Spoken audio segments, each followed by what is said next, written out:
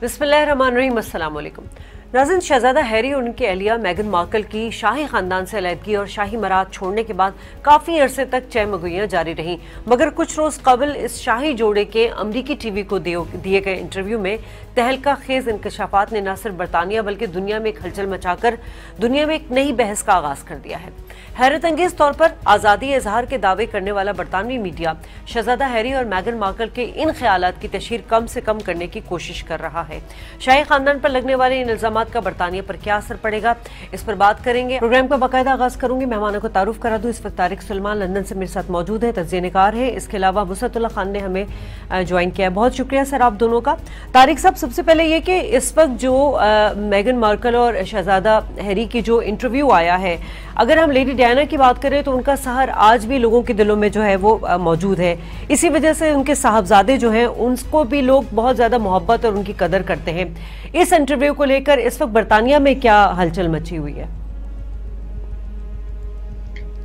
असल में डायना का के साथ इसको कंपेयर करना जरा मुश्किल है, इस वजह से कि डायना जो है वो एक तो ब्रिटिश थी और वो ब्रिटिश एलीट ही से ताल्लुक रखती थी, और उनका एक खास कैरिज्मा था जिसकी वजह से she captured the imagination of British public. लेकिन मेगन मार्कल जो है वो अमेरिकन है और उसका जो है एक ऑनर है, उस एतबार से एक ब्रिटेन के अंदर इसकी जो वो हमदर्दी नहीं पाई जाती जो डायना के लिए थी।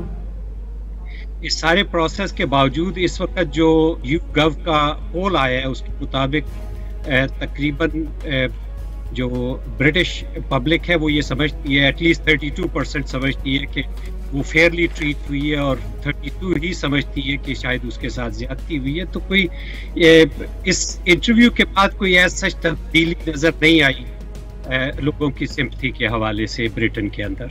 ठीक है वुसअत साहब, शहजादी डायना की बात करें तो माजी में उनके भी हमें मुख्तलिफ इंटरव्यूज नजर आए हैं, लेकिन मैगन की जिस तरह बात की जा रही है कि रंग और नस्ल की बुनियाद पर उन्होंने अपने आप पर एक इल्जामात लगाए हैं शाही खानदान पे। आप इन तमाम इंटरव्यू को किस तरह देख रहे हैं? ये तो नस्ल दर नस्ल चला आ रहा है शाही खानदान में, कोई नई बात नहीं है, एक नए वाक़े का इजाफा हुआ है। अगर आप थोड़ी सी हिस्ट्री पे को जहन में लाएं तो अब से कोई 70-80 साल पहले क्वीन एलिजाबेथ के जो चचा थे जॉर्ज VI, उन्होंने एक अमेरिकन विडो से शादी कर ली थी। तो उस वक्त तो बहुत बड़ा एक न्यूक्लियर बम का धमाका था। न्यूक्लियर बम का धमाका खैर बहुत साल बाद में हुआ, लेकिन पहले उन्होंने शादी कर ली थी और उससे शाही खानदान हिल गया था कि एक तलाक याफ्ता और वो भी जिसका ताल्लुक अशराफिया से ना हो और वो भी अमेरिकन जो कि बरतानवी ना हो, वो कैसे शादी हो सकती है? ये 80 साल पहले की बात है। तो वो हुआ। फिर खुद आप ये देखें कि जो क्वीन एलिजाबेथ की बहन है मार्गरेट, उन्होंने शाही फोटोग्राफर से शादी कर ली। वो भी कोई रॉयल फैमिली के लोग नहीं, आदमी नहीं थे। अच्छा, उसके बाद अब आप देखें क्वीन के जो भी बेटे हैं, जैसे एडवर्ड है, उन्होंने एक कॉमनर से शादी कर ली, बच्चा उनसे भी नाखुश थी। डायना और चार्ल्स का किस्सा तो आपको पता ही है, उम्र का भी फर्क था, मिजाज का भी फर्क था, और चार्ल्स इस लिहाज से एक बदकिस्मत वली अहद हैं कि अब वो माशाल्लाह 74-75 के हो चुके हैं, लेकिन अभी तक क्राउन प्रिंस है। तो हिस्ट्री में ऐसी मिसालें बरतानवी खानदान में, चाहे स्टुअर्ट खानदान हो या ट्यूटर खानदान हो या विंडसर खानदान हो, उससे कम ही मिलती हैं कि एक वली अहद बेचारा बुढ़ा हो गया लेकिन अभी तक उसके तख्त उसके दूर दूर तक उसकी तस्वरत में नहीं है। तो एक तो वो फ्रस्ट्रेशन। फिर सवाल ये है कि हम जो दूर बैठ के देखते हैं कि साहब ये तो बड़ा शाही खानदान की एक रिवायात होती हैं, ये है वो है। पता ये चला कि ये जो 2-3 शादियां पैदर पे इस पीढ़ी में नाकाम हुई हैं, दरअसल तो जो प्रोटोकॉल की एक जेल बनाई जाती है जिसमें कि नौजवान नस्ल कैद रहने पे तैयार नहीं है। आप सारा फर्गुसन की मिसाल देख लें, आप डियाना की बगावत देख लें, आप फिर डायना के बच्चों की बगावत देख लें और बहुओं की बगावतें देख लें, तो इसका मतलब है कि जो शाही खानदान है वो बुनियादी तौर पे बदलते हुए जमाने की, बदलती हुई नस्ल की नफ्सियात समझने से कासिर रहा है, इसीलिए हर चीज पे धमाका हो जाता है। तो ये उस सिलसिले की एक कड़ी के तौर पे देखना चाहिए। ठीक है। अच्छा तारिक साहब, अब बकिंगम पैलेस से इस तरह से तो कोई स्टेटमेंट पहले तो नहीं आई, लेकिन फिर जो बयान दिया गया कि ये नस्ली तासुब से जो बात की गई उस पर इन्वेस्टिगेट की जाएगी, तो वहां शाही महल में इस वक्त क्या चल रहा है? असल में इस पे शाही महल पे बहुत ज्यादा प्रेशर था कि इसको रिस्पॉन्ड किया जाए इस इंटरव्यू को, क्योंकि ये शाही खानदान का जो इंस्टीट्यूशन है वो ब्रिटेन के लिए एक ब्रांड के तौर पे इस्तेमाल होता है, इसकी और कोई अफादियत नहीं है, इनके पास कोई ताकत नहीं है किसी किस्म का इनके पास। तो वो ब्रांड के कॉन्टेक्स्ट में ग्लोबली ये इस इंटरव्यू से काफ़ी डैमेज हुआ है ब्रिटेन। उस हवाले से जो प्रेशर था, क्योंकि ये दो जो लेवल किए गए एक्यूजेशंस, एक मेंटल हेल्थ इश्यूज और जिसमें उसको अहमियत नहीं दी गई, और दूसरा नस्ली इम्तियाज का, तो इसके ऊपर जो बयान आया है उनका बड़ा जचा तुला बयान आया है, और काफ़ी इम्पोर्टेंट था कि इमीडिएटली ये बयान आता कि नस्ली इम्तियाज के ऊपर जो है वो हमारी परसेप्शंस, हमारी वो रिकलेक्शंस में तो फ़र्क आ सकता है, लेकिन ये एक सीरियस इशू है जिसको हम इंटरनली हम इसको करेंगे। लेकिन इसका मतलब ये है कि इसके मुतल्लिक जो भी इन्वेस्टिगेशन होगी वो पब्लिक नहीं होगी और ना उसका पब्लिक को पता होगा। और एक बात ये जानना बड़ा ज़रूरी है जो इस इंटरव्यू में भी हाईलाइट हुई, कि ये दो डिफरेंट चीज़ें हैं, फैमिली और इंस्टीट्यूशन। और इंस्टीट्यूशन जो है वो है जो फैमिली को रन करता है, जिसके लिए प्रिंस हैरी ने भी कहा कि वो लोग जो है वो ट्रैप हैं सारे इस सारे सिस्टम के अंदर, क्योंकि जब आप इसको एज ए ब्रांड इस्तेमाल कर रहे हो तो उनकी वो फ्रीडम नहीं है, उसके अंदर वो चीज़ें उस तरीके से नहीं होती।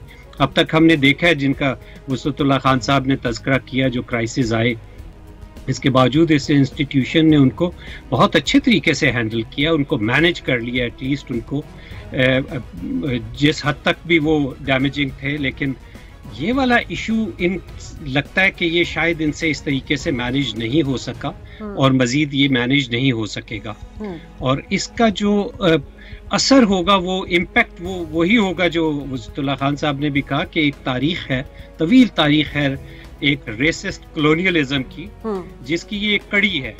ठीक है। और उस सारे प्रोसेस के बाद आज भी अगर ये इंस्टीट्यूशन इसको इस तरीके से मैनेज ना कर सका, और ये अंदाज़ा हुआ कि वो नस्ल परस्ती जिसकी वजह से इन्होंने दूसरी कौमों पे हुकूमत की, उनको लूटा, और अब वो नस्ल परस्ती रिप्रेजेंट होती है इस रॉयल फैमिली से, तो वो बड़ी डैमेजिंग होगी globally, probably not in Britain का पब्लिक ओपिनियन शायद इतना शिफ्ट ना हो।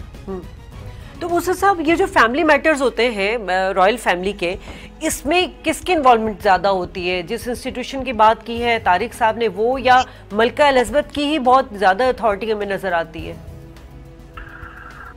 देखिए, रॉयल फैमिली हमेशा से क्लोज गार्डेड सीक्रेट रहा है। अनलेस के कोई इस तरह का भांडा चौराहे में फूट जाए तो फिर कॉमनर्स को पता चलता है कि ओहो, यहाँ तो बहुत बड़ा क्राइसिस पैदा हो गया। मुझे ये जो आपके मोहतरम मेहमान हैं, इनकी इस बात से मैं इत्तेफाक करता हूँ। जो डैमेज हुआ है, डैमेज मेरे ख्याल में इस दफा ये हुआ है कि अगर ये ब्रांड है ब्रिटेन का, जो कि है, तो अगर इस ब्रांड के बारे में ये दुनिया भर के कॉमनर्स, मुझ जैसे जो लोग हैं, उनको ये पैगाम जाता है कि नस्ल परस्ती जो है वो तो शाही खानदान अपने अंदर से नहीं खत्म कर सका, तो माशरे से कैसे खत्म हो सकती है नस्ल परस्ती? ठीक है, तो अगर रोल मॉडल है तो उसको तो इस तरह की मिसाल नहीं कायम होनी चाहिए थी उसके अंदर। लेकिन अगर वहां भी यही सूरत हाल है, 100 साल, 150 साल, 200 साल पुरानी दिमाग आज 2021 में भी वहाँ उस रॉयल फैमिली में मौजूद हैं, तो बाकी लोग उनसे कितने इंस्पायर और हो सकते हैं, उन्हें कितना एडमायर कर सकते हैं। तो जाहिर है कि ये जो एक तौकीर को जो धचका लगा है वो तो नाकाबिल तलाफी है। अब वो ठीक है कि माशरे की जो कलेक्टिव याददाश्त है वो खासी कमजोर होती है, लेकिन कुछ सुर ऐसे होते हैं जो लग जाते हैं, बाकी सुर भूल जाते हैं। ये तो ये उन्हीं में से है। मतलब इस पूरे इंटरव्यू में से अगर मैं फर्ज करें कि 30 साल बाद इसे रिकॉल करूं इस इंटरव्यू को, तो 30 साल बाद मुझे एक चीज 30 साल बाद भी याद रहेगी, वो ये कि नस्ल परस्ती के हवाले से कोई बात की गई थी। तो बस इतना काफी होता है डैमेज करने के लिए, ऐसा नहीं कि पूरा का पूरा जो है माशरे को याद रहे। ठीक है तारिक साहब, तो फिर ये जो डयाना का जो कार एक्सीडेंट था उसके बाद बहुत सारी बातें हुई, रॉयल फैमिली के इन्वॉल्वमेंट के हवाले से बात हुई। डयाना का अगर हम इंटरव्यूज उठा के देख लें, वो तो आपने कहा कि चलो वो ब्रिटिश थी। अब मैगन को प्रॉब्लम ये आ रही है कि वो अमेरिकन है, रंग का मसला है उनका, लेकिन दोनों के मामलात रॉयल फैमिली और खास तौर पे मलका एलिजाबेथ को लेकर एक ही तरह के नहीं रहे। एक एतबार से तो जो प्रिंस हैरी ने भी किया कि ये सब लोग जो हैं अगर उस इंस्टीट्यूशन, उस फर्म जिसका वो तज़किरा करते रहे हैं, उसके ये हॉस्टेज हैं एक एतबार से, तो उस एतबार से तो वाकई ये दुरुस्त है कि ये मुश्किल हो गया था। लेकिन मोस्टली डयाना फैमिली से निकलने के बाद बोली है। डयाना के जो मेन वो पब्लिक डिस्कोर्स में जो चीज़ें लेके आई हैं वो उस वक्त लेके आई हैं जो वो उस वक्त उस फैमिली का हिस्सा नहीं थी, और उसके एतबार से कॉन्टेक्स्ट चेंज हो जाता है। और ये अभी इनके जो हैं बच्चे हो रहे हैं, और जो अभी इनकी बेटी की पैदाइश होगी वो फैमिली के अंदर हो रही है, और वो सारे का सारा प्रोसेस फैमिली की के इंटेग्रेटेड कॉन्टेक्स्ट के अंदर ये चीज़ चल रही है, और वो बहुत मुख्तलिफ है उससे। और दूसरी बात ये कि डयाना का पहले ये चीज़ें हो जाना और उसका प्रिंस हैरी का तज़किरा करना कि मेरे वालिद साहब एटलीस्ट उसको तो पता था मेरे वालिद साहब को कि ये सारा प्रोसेस किस तरीके से हुआ और पेन क्या होता है, लेकिन इसके बावजूद अगर वो मेरे साथ सिंपैथाइज नहीं कर पा रहे तो उससे मैं लेट डाउन हुआ हूँ उनको। तो ये एक प्रेसिडेंस को इस तरीके से इस्तेमाल तो किया जा सकता है, लेकिन इसके अलावा मेरा ख्याल है कि उस तरीके से उतना वो नहीं है कि इसका वो इम्पैक्ट हो। ठीक है वुसअत साहब, अब डयाना ने भी जैसे कि तारिक साहब ने कहा कि अलग होने के बाद जो है वो बहुत सारी बातें इंकशाफात सामने लेकर आई। अब शहजादा हैरी और मैगन ये भी जब 2020 में शाही खानदान से दस्तबरदारी हुई, फिर अमेरिका जाके ये इंटरव्यू देना बरतानिया में रहते हुए क्यों नहीं दे सकी? ये इतना सिंपल नहीं है। जहाँ तक अलहदगी की बात है तो प्रैक्टिकली तो ये कपल भी अलहदा हो चुका है शाही खानदान से। इन्होंने ऑफिशियली अपने शाही ड्यूटीज से दस्तबरदारी का ऐलान किया, शाही खानदान उस पर चुप रहा। फिर उसके बाद जब इन्होंने अपने टाइटल्स वापस किए तो शाही खानदान ने इनका जो पैसा था, अलाउंसेस थे, जो भी था, वो सब बंद कर दिया। तो ये तो एक तरह से बिल्कुल कपल कंगला हो चुका था ना। तो और कितना सबूत चाहिए कि ये लोग खानदान से बाहर हो गए हैं। अब जो एक ताजा बयान आया है लीपा पोती के लिए कि नहीं नहीं हम तो आपसे प्यार करते हैं। अरे भाई प्यार करते हैं तो कम से कम पैसे तो बहाल रखते।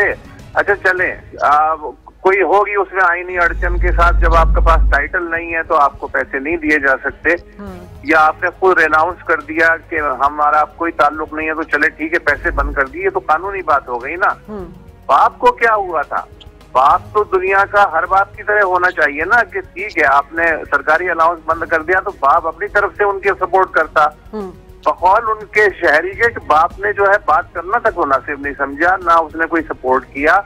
और वो कोई अमेरिकन मुखैर है, फिलैंथ्रोपिस्ट, उसने इनको कैलिफोर्निया में जो है जगह दी। तो अब ये बात बड़ी मज़ाक़ खेज है कि जी वो अभी तक हिस्सा है, वो अभी तक हिस्सा नहीं है। और वो कितनी बार कहेंगे कि वो अभी तक हिस्सा नहीं है, और उसकी उन्होंने वजूहात बयान की हैं। इसीलिए वो नेटफ्लिक्स वगैरह और बाकी जो प्लेटफॉर्म है उनके साथ मायदे करने पे मजबूर हैं। वो अब फिल्में बनाएंगे, डॉक्यूमेंट्रीज बनाएंगे, तो अपना पेट तो पालेंगे ना, आगे तो बढ़ेंगे ना। तो ये जो दीवार है मेरी समझ में नहीं आता कि इनको डिफेंड कैसे किया जा सकता है कि अभी तक शाही खानदान का हिस्सा नहीं है। भाई ये शाही खानदान का हिस्सा ठीक है, शाही खानदान का हिस्सा नहीं है। कुछ स्टेटमेंट शहजादा हैरी की तरफ से भी आई है, इस पर बात करेंगे इस ब्रेक के बाद।